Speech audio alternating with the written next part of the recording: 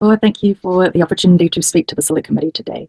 Nei rā taku mihi ki te mana whenua o te rohe nei, ara kia Ngāti Kahununu tēnā koutou, ki ngā hapu ki ngā iwi o ngā motu nei tēnā hoki koutou, ka ti ki ngā tāngata whenua huri noa I te ao, mai te awa ki te moana, tēnā koutou, tēnā tātou katoa. No haina oku tipuna ko Kirsty Fong tōku ingoa. Today I speak to you in a personal capacity just as someone who is so grateful and so happy to be able to live on these lands, acknowledging that it is only by virtue of Te Tiriti o Waitangi that I am able to be here.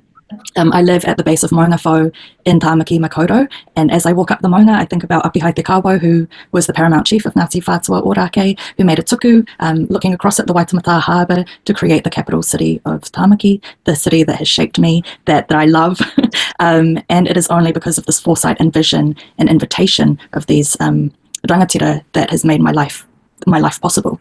And so it's also a reciprocal relationship that I wish to honour and contribute to. My peoples are haka, or Kurtia peoples, and it literally translates to guest families. It is a name that was given to us who are internally displaced Northern Han Chinese seeking refuge in Cantonese-speaking areas in southern China.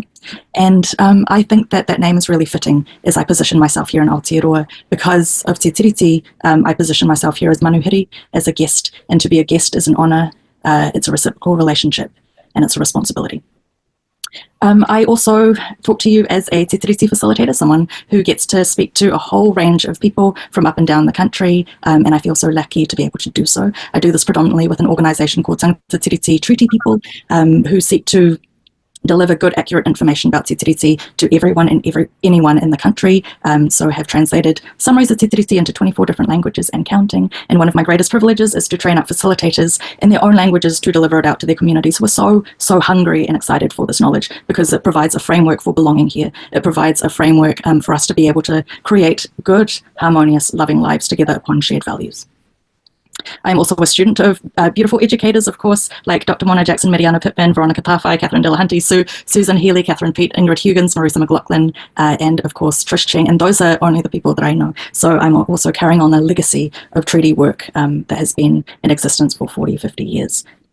And also a proud member, of course, I just have to lay myself out here because I do not stand alone. I'm a proud member of Asian Supporting Tino Rangatiratanga, a submission that you would have heard from at the start of the Select Committee process, as well as the growing number of groups who stand in solidarity with Māori rightful tino rangatiratanga and mana motu hake. So we have seen and heard many incredible submissions that lay out in painstaking detail the merit issues with this bill, the process, the substance, the lack of consultation, the ongoing erosion of Māori rights, the continuation of a colonial overreach, the opening up of the country for privatisation, that the bill does not reflect any of the articles in Te Tiriti o Waitangi, that if it were to be passed, it would be the most comprehensive breach of Te Tiriti in modern times. And not to mention the 100,000 people at the Hikoi who, under the cloak of Te Kahua Te Raukara, gathered in peace, love and unity, or the petition started by Ngāti Whakauwe Rangatahi group Whiria that has nearly 300,000 signatures, or the Together for Te Tiriti signs all across the country from Action Station that have signalled to each other the commitment to Te Tiriti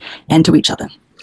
I have learned from and agree with all of those points and all of those people who have blessed us with their rigorous analysis and heartfelt stories of the meaning and importance that Te Tiriti holds in our lives. So I can't repeat any of those things. All I want to do is to share a little glimpse with you, a window into the beautiful, transformative and heart-filling stories from people I am privileged to meet on a weekly basis all up and down the country from all different parts of the world, working in all different sectors and industries in this country. And they come from such different and diverse backgrounds. And honestly,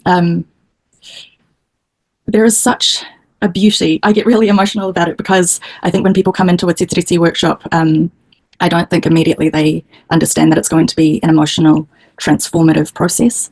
We touch a lot of grief, a lot of anger, a lot of people who have come also have similar experiences of colonization and imperialism. Perhaps that may be the reason why they are here, they find themselves here in this country. Others have come because of stories of love or of chance, of displacement, or have been here for generations or came last week. For those who have grown up in New Zealand, the most common response that we hear is that they wish that they had learned this earlier in school, that they knew that there was something missing that they didn't know about, and now that they have a very basic understanding of this country, one that we can provide in 8 hours, it makes so much sense. And there is often a sense of guilt, of embarrassment, bewilderment, sadness and anger as they now recalibrate their lives to a more rebalanced understanding of the history of this country and their place and responsibilities in it. And I think that this is also an indictment on the dearth of good comprehensive civics education that we have in our country, that citizens are currently not able to participate fully in the historical transformation in our society because we don't have a good base shared understanding of our country, what has happened, what Te Tiriti really says. It is a very straightforward document, and then what that means for us, what the implications are for us in our lives, in our communities, and what we can do looking forward into the future, where we want a country that honours its promise, that honours its founding document, and also the promises made to each other to protect each other in Te Taia. This is not a theoretical, and this is not a future issue of ongoing anti-Māori and anti-Te Tiriti rhetoric and policies being passed. As we sit here, whenua protectors are being arrested for protecting the whenua at Rotokakahi. There are lots of different consents being passed because of the fast track approvals bill, but also I think with my remaining time, I just want us to be clear-sighted as to the reasons of this division, that the ACT Party and those supporting it, like Hobson's Pledge, Atlas Network, and those peddling mis and disinformation are deliberately stoking the fears and anxieties of our population, especially of our new migrants who come to this country for stability and security, and the pointing to of Māori as the sole reason for the misery instead of systemic inequality as an ongoing result of colonisation is despicable.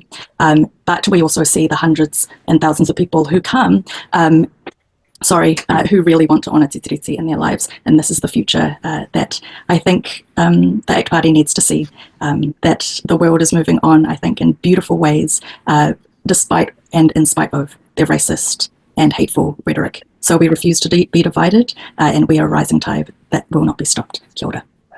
That's all the time we have this morning, Kirsty. Just want to acknowledge you being. Alrighty. Now, I don't know much about this, but do you know much about the ACT Party and the way how they target migrants with messaging? Because that is something I've been meaning to look into, and it's something that I've been quite concerned about. You know, you've got people like Kirsty who's brought up the history that Asian folk have gone through of being displaced. You know, we can look at Indigenous Taiwanese people, we can look at the Ainu in Japan and the way how they've been impacted by past imperialism, whether it be from the Japanese or from the central Chinese government, and the way how Indigenous folk have kind of been like forced to oblige by the demands of their governments, and they lose their integrity and their sovereignty and their autonomy. And I was looking up not so long ago, but the way how the central Japanese government communicates with the Ainu people, and it's quite shocking. So I think it is quite scary the way how groups like Hobson's Pledge are kind of preying on those fears. It's like, oh, you're a migrant, you've come over from your country, and now the scary Maori people are going to take away your stuff. And it's like, that's not what's happening here. And it's so disappointing. Yeah, I haven't seen any particularly. I've seen a lot of other social messaging from ACT that's despicable and should be taken down. But I suspect around that particular type of social messaging, it may be so micro-targeted that you and I as people who are not being targeted, you may never see it unless it's screenshotted and sent back to you from the target of that messaging. So yeah, I imagine that it's being targeted at specific demographics within a social messaging campaign. But yeah, it's very scary, just because it's so they've targeted ads via Facebook algorithms hitting specific demographics in specific areas in some of our largest cities. You can get very, very specific in who you want to see. There's a whole other podcast on that. That's a deep rabbit hole we're going to have to jump down. I would love to get some Asian commentators who might be able to reflect on that at some point. It's like, this is if Kirsty is correct that she has seen, more or less targeted messaging towards migrants, that is something we need to look at. Yeah. And I mean, if she's saying it, then it's clearly happening. So, there's no reason to, I imagine that there's not much reason to bring mistruths into this forum. We do know that our migrant communities and our ethnic communities are targeted by political parties across a whole lot of different forums. So, So yeah, I wouldn't be surprised if this is going on.